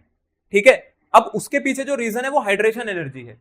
लेकिन अभी हम लोगों ने जो आंसर लिखा है, ये आंसर किसके लिए लिखा है? अपने पास ये आंसर लिखा है हम लोगों ने पॉजिटिव रिडक्शन पोटेंशियल के लिए। तो ये है पॉजिटिव रिडक्शन पोटेंशियल। किसका पॉजिटिव रिडक्शन पोटेंशियल? उस कॉपर का। ठीक है, जो अपने पास एक कॉपर वाला कपल बन रहा है Cu2 पॉजिटिव से जो Cu बन रहा है, तो उसके पीछे तो रीजन ये रहती है। ठीक है, अब इसको भी देखेंगे कि यहां पर ये ज्यादा स्टेबल क्यों निकल करके आया एक्वस सॉल्यूशन में, और Cu पॉजिटिव ज्यादा स्टेबल क्यों नहीं निकल करके आ रहा है। तो पहले बस इतने पार्ट को नोट करना उसमें। ठीक है, फिर मैं Cu पॉजिटिव समझाता हूं। तो अपने पास ये जो क्वेश्चन है, ये क्वेश्चन कहां है? ये क्वेश्चन आपको आपकी एनसीईआरटी में भी मिल जाएगा। यहाँ पर एनसीईआरटी में भी इसके बारे में डिस्कशन है। अगर आप देखोगे तो यहाँ पर ना Cu2 पॉजिटिव की बात नहीं हो रही है। यहाँ पर बात कौन से आयन की हो रही है? मेरे पास Cu पॉजिटिव की। Cu पॉजिटिव को अनस्टेबल कह रहे हैं, और किसके अंदर अनस्टेबल कह रहे हैं? एक्वस सॉल्यूशन में। ध्यान रहे एक्वस सॉल्यूशन भी लिखा हुआ है, सिर्फ इतना कह के नहीं छोड़ दिया Cu पॉजिटिव आयन अनस्टेबल है। अगर आप Cu पॉजिटिव की कॉन्फ़िगरेशन देखोगे तो Cu पॉजिटिव की कॉन्फ़िगरेशन कैसी है? फुली फिल्ड है भाई। डी में 10 आ सकते हैं, 10 ही है, इसमें 0 कर रखा, तो उस हिसाब से तो इसको स्टेबल होना चाहिए था। बट बात ये होती है कि जब स्टेबिलिटी एक्वस मीडियम में चेक करी जाती है ना, तो एक्वस मीडियम की जो स्टेबिलिटी है उसके लिए इलेक्ट्रॉनिक कॉन्फ़िगरेशन हमारे पास आंसर नहीं होती है। उसके लिए हम लोग आंसर किसके बेसिस पर देते हैं? Hydration energy. हाइड्रेशन एनर्जी या हाइड्रेशन इंथैल्पी के बेसिस पर। जितनी ज्यादा रिलीज होगी उतनी ज्यादा स्टेबल वो स्टेट मान ली जाती है। जितनी ज्यादा हाइड्रेशन एनर्जी रिलीज होगी मींस जितनी ज्यादा नेगेटिव वैल्यू होगी, क्योंकि हाइड्रेशन एनर्जी है तो एनर्जी, पर हाइड्रेशन एनर्जी की वैल्यू कैसी होती है? नेगेटिव। तो ये जितनी ज्यादा नेगेटिव होगी इसका मतलब है उतनी एनर्जी रिलीज हुई, तो वो ऑक्सीडेशन स्टेट उतनी स्टेबल मान लेते हैं। होता क्या है, अगर आप Cu पॉजिटिव को और Cu2 पॉजिटिव को देखोगे तो बहुत सिंपल टर्म्स में आपको यहां पर समझा रहा हूं। इसमें अपने पास जो Cu2 पॉजिटिव है ना, इस पे जो चार्ज की वैल्यू है, यहां पर चार्ज कैसा मेरे पास? हाई है। और Cu पॉजिटिव का जो चार्ज है as compare to Cu2 positive वो कैसा है? ये लो चार्ज है। ठीक है, अब जब ये Cu+2 जाकर के वाटर के मॉलिक्यूल्स के साथ इंटरेक्ट करते हैं ना, तो वाटर मॉलिक्यूल्स के साथ इंटरेक्ट करने पर जो +2 वाला चार्ज है ये ज्यादा चार्ज के साथ इंटरेक्ट करता है, और अगर ज्यादा चार्ज के साथ इंटरेक्ट करेगा तो ज्यादा एनर्जी की वैल्यू रिलीज होती है, मींस जो हाइड्रेशन एनर्जी है वो और नेगेटिव बनती है। तो जो Cu2 पॉजिटिव है ये इंटरेक्ट करेगा वाटर मॉलिक्यूल्स के साथ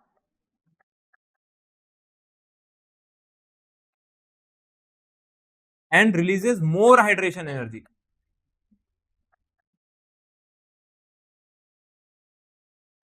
किसके कंपैरिजन में? Cu पॉजिटिव के कंपैरिजन में, ठीक है। Cu पॉजिटिव के कंपैरिजन में इसका जो चार्ज है वो अपने पास कैसा है, इसका चार्ज यहां पर हाई है, तो ये वाटर मॉलिक्यूल्स के साथ और बेहतर तरीके से इंटरेक्ट कर सकता है, उसके कारण जो यहां पर एनर्जी निकल करके आती है बाहर, जो रिलीज होती है वो ज्यादा रिलीज होती है, मीन ज्यादा नेगेटिव वैल्यू आती है। और इसीलिए Cu2 पॉजिटिव जो है ना, Cu2 पॉजिटिव अपने एक्वस सॉल्यूशन में ज्यादा स्टेबल है। अब जब ये Cu पॉजिटिव जाएगा ना, देखो Cu पॉजिटिव क्या करता है, Cu पॉजिटिव को पता है कि भाई अगर मैं किसी तरीके से Cu2 पॉजिटिव बन जाऊं, ये क्या चाहेगा, ये चाहेगा कि मैं Cu पॉजिटिव से क्या बन जाऊं अपने पास, Cu2 पॉजिटिव। तो उसके लिए ये क्या करता है, ये अपने पास एक इलेक्ट्रॉन लूज करेगा। अगर इसने एक इलेक्ट्रॉन लूज कर दिया तो अब Cu पॉजिटिव किस में पहुंच गया होगा, Cu2 पॉजिटिव में पहुंच गया होगा। क्यों? क्योंकि अगर यहां पहुंच जाएगा तो Cu+2 वाला जो आयन है वो ज्यादा एनर्जी रिलीज करके देगा आपको वाटर में, मींस ज्यादा हाइड्रेशन एनर्जी आएगी। अब जैसे ये अपने पास Cu+2 बना, मैं कहता हूं एक और कॉपर पॉजिटिव आयन था, ठीक है, एक और कॉपर पॉजिटिव आयन आया होगा, उसने क्या कर लिया होगा, जो पहले वाला इलेक्ट्रॉन इसने लूज किया वो अगला वाला गेन कर लेगा और क्या बन जाएगा आगे, ये Cu, यही होगा। और अगर मैं इस पूरी रिएक्शन को ऐड कर दूं तो ये क्या हो गया, 2 times of Cu positive minus electron plus electron cut जाएंगे और ये किसके इक्वल आ जाएगा, Cu2 पॉजिटिव प्लस Cu के। इसको हम लोग कहते हैं डिसप्रपोर्शनेशन।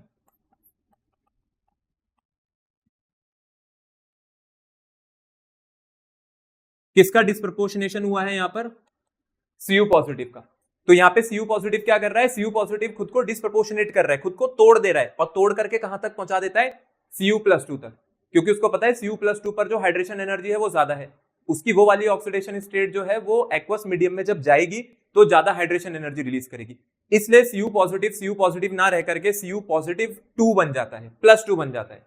तो क्वेश्चन दोनों तरीके से आ सकता है, देखो क्वेश्चन ऐसा भी लिखा हो सकता है और क्वेश्चन ये भी लिखा हो सकता है कि क्यों Cu पॉजिटिव अपने पास डिसप्रपोर्शनेट हो जाता है एक्वस मीडियम में, ठीक है। आंसर दोनों का एक ही है, क्यों डिसप्रपोर्शनेट हो जाता है या क्यों Cu पॉजिटिव आयन अपने पास अनस्टेबल है एक्वस सॉल्यूशन में। तो ये अनस्टेबल क्यों है, क्योंकि इसको पता है अगर मैं Cu+2 बन जाऊं तो मैं वहां ज्यादा स्टेबल हूं, मैं वहां ज्यादा एनर्जी रिलीज करूंगा वाटर मॉलिक्यूल के साथ इंटरेक्ट करके, हाई एनर्जी रिलीज होगी। तो ये होता है आपके पास रीजन यहां पर Cu पॉजिटिव वाले क्वेश्चन का। कर दो आप लोग इसको नोट। अगला देखो आप लोगों के पास जो अगला ट्रेंड है यहाँ पर, ये ट्रेंड किसके बीच में है, ये फिर से एक E0 की वैल्यू आ गई है, लेकिन इस बार जो रिडक्शन हो रहा है वो रिडक्शन कौन सी स्टेट का हो रहा है आपके पास, +3 वाली स्टेट का हो रहा है। अब +3 को +2 में ले जा रहे हैं, पहले +2 को न्यूट्रल कर रहे थे, अब +3 को +2 में ले गए, ठीक है। फिर से यहां पर आपके पास एक टेबल बनी हुई है, कुछ वैल्यूज लिखी हुई हैं। अगर मैं देखूं तो टाइटेनियम, वेनेडियम और क्रोमियम, टाइटेनियम के लिए, वेनेडियम और क्रोमियम के लिए जो इलेक्ट्रोड रिडक्शन पोटेंशियल है वो तीनों नेगेटिव है।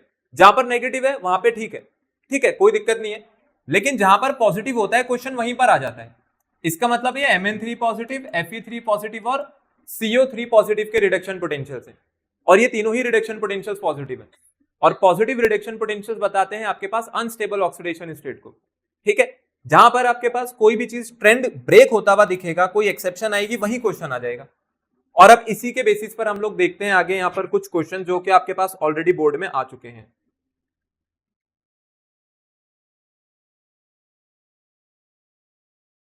ये रहा आपके सामने सबसे पहला क्वेश्चन, ये CBSE 2019 का क्वेश्चन है। आपको एक टेब्युलर डेटा यहां पर दे रखा है, सबके रिडक्शन पोटेंशियल्स लिखे हुए हैं। देखो पहले वाली जो रो है रिडक्शन पोटेंशियल में वो +2 वाले को न्यूट्रल कर रहे हैं और अगले वाले में +3 से +2 बना रहे हैं, ठीक है। देखो पहले आपसे क्या पूछा गया है, which is a stronger reducing agent in aqueous medium, Cr2 positive और Fe2 पॉजिटिव। Cr2 पॉजिटिव होगा या Fe2 पॉजिटिव, इन दोनों में से कौन अपने पास बेहतर रिड्यूसिंग एजेंट मिलेगा। देखो अगर आपसे रिड्यूसिंग एजेंट और ऑक्सीडाइजिंग एजेंट पूछा जाएगा ना, मैं इसको एक बार यहां से समझाता हूं, जहां से हमने बिल्कुल शुरू से शुरू करा था। कोई बात नहीं, इसको देख लेते हैं। आपने जो चीज पूछी है वो कई बच्चों के मन में वो डाउट रहता है। आपके पास पूछ किसके ले रहे हैं पहले ये बताओ, क्या पूछ रहे हैं, which is a stronger reducing agent in aqueous medium, Cr+2 या Fe2 पॉजिटिव। जो रिड्यूसिंग एजेंट होता है उसका क्या होता है, ऑक्सीडेशन। तो आपको ऑक्सीडेशन करके किसका देखना है, +3 वाले का ऑक्सीडेशन करके देखोगे या +2 वाले का देखोगे, +2 वाले का देखोगे ना, क्योंकि क्वेश्चन +2 वाले के लिए है। तो मैंने ये +2 वाले का ऑक्सीडेशन करके यहां पर लिख दिया, ठीक है। Cr+2 का ऑक्सीडेशन होगा तो Cr+3 बनेगी, Fe+2 का होगा तो Fe+3 बनेगी, ठीक है। अब बनेगी कैसे, इसका अपने पास यहां से यहां तक अगर ये इजी ऑक्सीडेशन है, अगर ये इजी ऑक्सीडेशन है तो अपने पास क्या होगा, इसका जो रिवर्स है, इसका जो रिवर्स है वो कैसा होना चाहिए, फिर वो डिफिकल्ट होना चाहिए, यही तो बात है। अगर ऑक्सीडेशन इजी है तो इसका रिडक्शन कैसा हो जाएगा, फिर डिफिकल्ट हो जाएगा Cr+3 से किसका, Cr+2 बनाने में। तो यही चीज मैं कह रहा हूं, अगर आप Cr+3 पर हो ना तो Cr+3 से आप कहां जाकर के देख लो, Cr+2 तक, और वैसे ही अगला क्या था आपके पास, Fe, आप Fe3 पॉजिटिव से कहां जाकर के देख लो, Fe2 पॉजिटिव तक, ठीक है। दोनों के ही रिडक्शन पोटेंशियल्स आपके सामने लिखे, आप यहां पर आयरन का भी देख लो, आप यहां पर क्रोमियम का भी देख लो। क्रोमियम वाले के लिए जो रिडक्शन पोटेंशियल है, क्रोमियम का रिडक्शन पोटेंशियल कितना दे रखा है आपको, -0.41, और आयरन का कितना दे रखा है आपको, पॉजिटिव में 0.77। अगर रिडक्शन पोटेंशियल नेगेटिव है, अगर रिडक्शन पोटेंशियल नेगेटिव है, इसका मतलब Cr+3 किस में आना चाहता है, Cr+2 में, ठीक है। क्या जो मैं बात बोल रहा हूं वो सही है, बिल्कुल भी सही नहीं है। आपके पास रिडक्शन पोटेंशियल जितना नेगेटिव होगा, इसका मतलब है वो ऑक्सीडेशन स्टेट उस समय क्या थी, हाईली स्टेबल थी। ये नहीं छोड़ना चाहेगा इसको। ये प्रोसेस कैसा है आपके लिए, डिफिकल्ट है। तो मुझे बताओ, अगर मेरे पास ये प्रोसेस डिफिकल्ट है तो इसका उल्टा क्या होगा, Cr+2 से क्या बनाना है, Cr+3, तो वो कैसा रहा होगा फिर, इजी, ठीक है। तो इसका मतलब इसका ऑक्सीडेशन इजीली हो सकता है, और जिसका ऑक्सीडेशन इजीली हो सकता है वो कौन सा एजेंट अच्छा बनेगा, रिड्यूसिंग एजेंट। तो फिर आप ऐसे चेक करो। अगर आप पूरा स्टेप बाय स्टेप जाना चाहते हो तो फिर ये आंसर है। डायरेक्ट टिक लगाना चाहते हो तो नेगेटिव पॉजिटिव वाला रूल आपको बता दिया गया है, ठीक है। ऑक्सीडेशन स्टेट की स्टेबिलिटी आपको सब कुछ बता देगी। ये वाली ऑक्सीडेशन स्टेट को होल्ड करना चाहता है, इस वाली ऑक्सीडेशन स्टेट को होल्ड करना चाहता है। कौन सी ऑक्सीडेशन स्टेट को होल्ड करना चाहता है, +3 वाली को, ठीक है, नहीं छोड़ना चाहता इसको। जब आप Cr+2 का ऑक्सीडेशन करते तो वो किस में पहुंचता, Cr+3 में तो पहुंचता ना। तो वो तो चाहते ही है मेरे को ऑक्सीडाइज कर दो, और जो जितना जल्दी ऑक्सीडाइज हो गया वो उतना अच्छा रिड्यूसिंग एजेंट। सिंपल, यहां पे आपका क्वेश्चन खत्म हो जाएगा। आप ऐसे भी समझ सकते हो, ठीक है। चलो आगे चलते हैं। एग्जैक्टली सेम क्वेश्चन है, ये 2021-22 में आया है टर्म 2 में। तो इस वाले का आंसर बता दो आप। पहले तो यही पूछ लिया इन्होंने, वाई इज E0 किसका रिडक्शन पोटेंशियल, मैंगनीज के +2 का value highly negative as compare to other. देखो इस टेबल में सारे के सारे रिडक्शन पोटेंशियल दे रखे हैं, और ये +2 से न्यूट्रल कर रहे हैं यहां पर। तो कह रहे हैं मैंगनीज का इतना हाईली नेगेटिव क्यों है। तो ये किसके लिए रहा होगा, ये मैंगनीज +2 वाला है। अगर इसको 2 मोल इलेक्ट्रॉन मिलेगा तो ये किस में कन्वर्ट हो जाएगा आगे, मैंगनीज में, यही है। और अगर इसकी वैल्यू, इसकी रिडक्शन पोटेंशियल अगर हाईली नेगेटिव है, इसका मतलब इसकी कौन सी ऑक्सीडेशन स्टेट स्टेबल है अपने पास, +2 वाली। तो आपको इसका आंसर देना है कि बाकियों के कंपैरिजन में ऐसा क्यों हो रहा, बताओ क्यों हो रहा होगा। बिल्कुल, अगर आप मैंगनीज की कॉन्फ़िगरेशन को देखोगे, मैं मैंगनीज की कह रहा हूं, मैंगनीज की कॉन्फ़िगरेशन क्या होती है, 4s2 3d5, और मैंगनीज 2 पॉजिटिव की कॉन्फ़िगरेशन क्या होगी, 4s0 3d5। तो उसको पता है कि अगर मैं मैंगनीज +2 में पहुंच जाऊंगा तो मेरी कॉन्फ़िगरेशन कैसी बनेगी, एग्जैक्टली हाफ फील्ड बनेगी, एग्जैक्टली हाफ फील्ड 3d5। इनमें से आप किसी को भी +2 में ले जा लो, किसी को भी, इनमें से ऐसा कोई भी नहीं है जो +2 में जाने के बाद ये वाली कॉन्फ़िगरेशन दे दे। अगर आप जिंक को ले गए ना, जिंक को अगर +2 में ले गए तो जिंक की +2 में कॉन्फ़िगरेशन क्या बनेगी, ये एग्जैक्टली 3d10 रहेगा, ये कैसा हो जाएगा 3d9। और इसके लिए तो आंसर कॉन्फ़िगरेशन वाला हुआ भी नहीं करता था, ठीक है। बाकी आप किसी के लिए भी चेक करो, अगर आप क्रोमियम के लिए भी चेक करते हो तो क्रोमियम की क्या बन जाएगी अपने पास 3d4, क्योंकि 4s1 3d5 होता है। तो +2 में देख रहे हैं इन सबको, ठीक है, ये सब +2 वाले। तो ये अपनी +2 वाले को क्या करना चाहेगा, ये +2 वाले को होल्ड करना चाहेगा। क्यों होल्ड करना चाहेगा, बिकॉज वहां पर वो कैसा है अपने पास, स्टेबल है, ठीक है। तो यहां पर आंसर इलेक्ट्रॉनिक कॉन्फ़िगरेशन के हिसाब से दिया जा सकता है। अदरवाइज मेरे पास जो बेस्ट आंसर होता है, बेस्ट आंसर लिखने का तरीका क्या होता है, टोटल इंथैल्पी, ठीक है। टोटल इंथैल्पी हमेशा आपके पास आंसर होती है, तो इस पे जो वैल्यू आ रही है ना हाईली नेगेटिव, जितना हाई नेगेटिव रिडक्शन पोटेंशियल आया इसका मतलब इसका टोटल इंथैल्पी चेंज उतना ही कम रहा होगा। तो अपने पास जो ज्यादा बेटर आंसर है वो क्या हो सकता है, लोअर वैल्यू। किसकी रही होगी लोअर वैल्यू, वो टोटल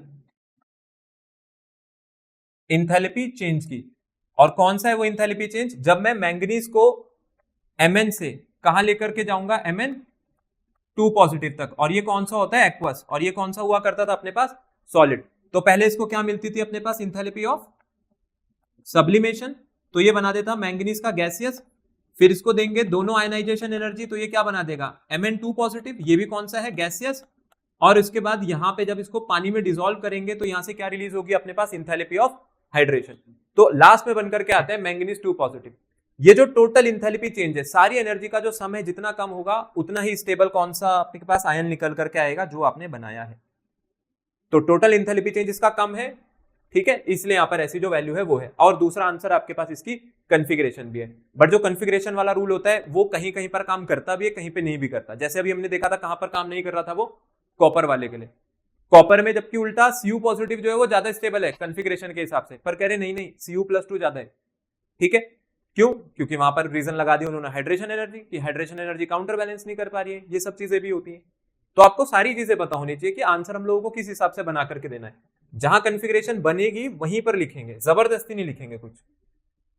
सेकंड पार्ट में पूछा है what is the reason for the irregularity in the above inert volumes. अब ये सारे के सारे ना एक ही सीरीज के मेंबर हैं। अगर मैं लेफ्ट टू राइट मूव करता हूं पीरियड में, तो लेफ्ट टू राइट मूव करने पर अपने पास साइज क्या होते हैं, डिक्रीज होते हैं, ठीक है, साइज डिक्रीज होते हैं। तो वो ट्रेंड जो है साइज वाला, उसका तो चलो एक आंसर है। लेकिन अब ये जो ई नॉट की वैल्यूज है ना, ये ई नॉट की वैल्यूज में इररेगुलरिटी क्यों आ रही है, क्यों आती थी बताओ ये ई नॉट की वैल्यूज में इररेगुलरिटी। क्योंकि हमने बोला था जो ई नॉट निकल रहा है, ये ई नॉट किसका मेजर है, ई नॉट आपके पास एक मेजर है टोटल इंथैल्पी चेंज का। और ये कैसे निकलेगी, सब्लिमेशन की एनर्जी प्लस आयनाइजेशन एनर्जी, और प्लस इसमें एक लास्ट में एनर्जी और लगेगी जिसका नाम है हाइड्रेशन एनर्जी। अब सारी प्रॉब्लम पता है कहां पर है, सारी प्रॉब्लम है आपके पास आयोनाइजेशन एनर्जी पे। क्योंकि आयोनाइजेशन एनर्जी का जो ट्रेंड है ना अलोंग द पीरियड, वो एक जैसा होता ही नहीं है। वो भी तो क्या होती थी, पहले बढ़ती थी फिर कम होती थी फिर अचानक से बढ़ जाती थी। अगर आयनाइजेशन एनर्जी का जो ट्रेंड है वो रेगुलर नहीं है, तो फिर इसका भी ट्रेंड रेगुलर नहीं हो सकता है। क्यों, क्योंकि जो इलेक्ट्रोड पोटेंशियल्स है वो टोटल इंथैल्पी चेंज का ही एक मेजर होते हैं। तो टोटल इंथैल्पी जो चेंज है उसमें भी इरेगुलरिटी होती है, और इसी के कारण इरेगुलरिटी किसमें देखने को मिलती है आपको, इलेक्ट्रोड पोटेंशियल्स में, ठीक है। हर एक आयन अपनी जो हाइड्रेशन एनर्जी है, हर एक आयन अपनी हाइड्रेशन एनर्जी जो है वो अलग अलग तरीके से रिलीज करता है, ठीक है। आई बात समझ में। तो वहां पर इंथैल्पी का जो चेंज है वो आयनाइजेशन एनर्जी पर ज्यादा डिपेंड करता है, और उसके बाद इस एनर्जी को बैलेंस करने का काम होता है हाइड्रेशन इंथैल्पी का। लास्ट वाला Cu2 पॉजिटिव से कॉपर बनाने के लिए आपसे पूछ रहे हैं कि ये वैल्यू एक्सेप्शनली पॉजिटिव क्यों है। तो इसका आंसर अपने पास हो चुका है। क्या आंसर रहता था इसके पास,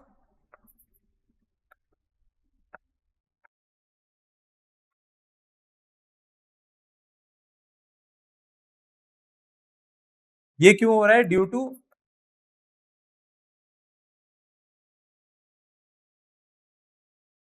हाइड्रेशन एनर्जी।